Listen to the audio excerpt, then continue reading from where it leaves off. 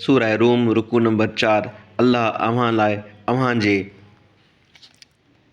हाल जो हिकु मिसाल बयानु कयो आहे त अव्हां जा हथ जिन बाननि जा मालिक थिया आहिनि से जेकी माल अव्हां खे ॾिनोसीं तंहिं में अव्हां जा भाइवार आहिनि छा जो उहे ऐं अव्हीं उन माल में बराबरि हिसे वारा हुजो ऐं अव्हीं उन्हनि जी दावा खां अहिड़ी तरह ॾुजंदा आहियो जहिड़ी तरह अव्हां खे पाण जहिड़नि जी भाइवारीअ खां भउ आहे।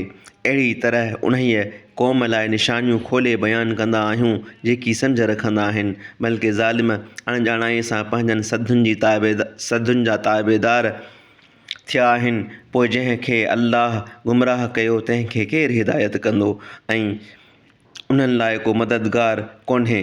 पोइ ए पैगंबर पंहिंजे मुंहं खे दीन लाइ हिकु तरफ़ो करे बिहार, अल्लाह जे दीन जी पैरवी कर जंहिं ते माण्हुनि खे पैदा कयाईं। अल्लाह जे ख़ल्क़नि खे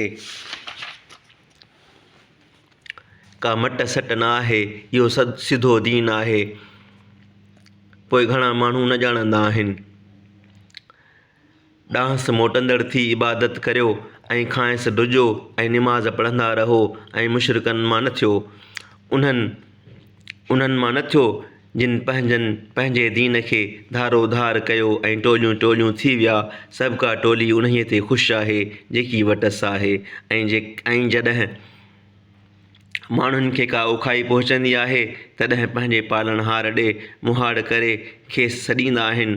वरी जॾहिं उहो पाण वटां खेनि ॿाझ चखाईंदो आहे तॾहिं उन्हीअ महिल मंझाइनि का टोली पंहिंजे पालनहार सां हिन लाइ शरीक बणाईंदी आहे त जेकी खेसि ॾिनोसूं तंहिंजी बेशुक्री कनि। पोइ आसूदा थियो, पोइ सिघो ई ॼाणंदो मथनि का सनद लाथीसूं छा जो उहा उन्हीअ शइ जी सचाईअ बाबति ॻाल्हाए थी जंहिं शइ खे अल्लाह सां शरीक बणाईंदा आहिनि।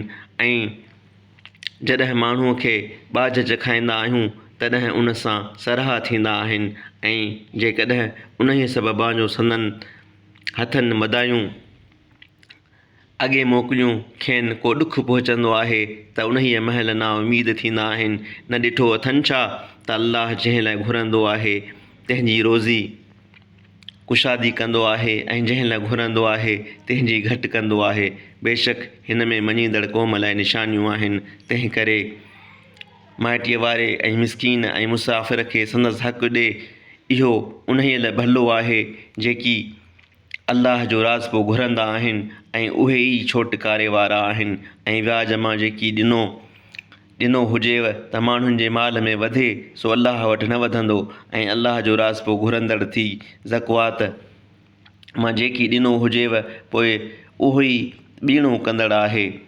अल्लाह उहो आहे जंहिं अव्हां खे बणायो वरी अव्हां खे रोज़ी ॾिनाई वरी अव्हां खे मारींदो अव्हां खे ॼारींदो। अव्हां जी ठहिरायल शरीकनि मां को अहिड़ो आहे छा जो अहिड़नि कमनि मां कुझु करे सघे।